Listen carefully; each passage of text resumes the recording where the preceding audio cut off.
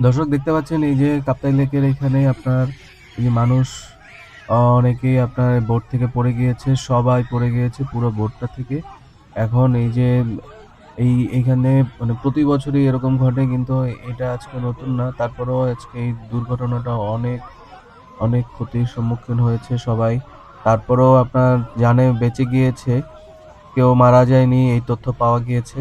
এই যে দেখুন মানে পরিবারের মানুষের কত ভোগান্তি। মানে ঘুরতে গিয়ে কারো কাছে লাইফ জ্যাকেট নেই, পর্যাপ্ত লাইফ জ্যাকেট ছিল না।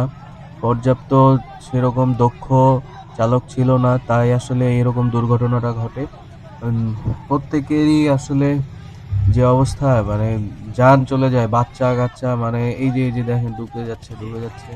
পাশের বোট একজন না আসলে সাহায্য না করলে এইভাবে আসলে বেঁচে ফিরতে পারত না। দেখুন মানে সতর্ক না থাকলে কি হয়?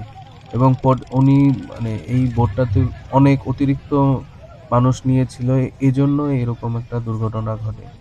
আপনারা সবাই যারাই ঘুরতে যাবেন পর্যাপ্ত লাইফ জ্যাকেট আছে কিনা সেটা জেনে বুঝে তারপরে আপনারা বোটে উঠবেন এবং অতিরিক্ত বোর্ডে আপনারা উঠবেন না। অতিরিক্ত চাপ নিয়ে ওভারলোড যেন না হয় সেদিকে খেয়াল রাখবেন।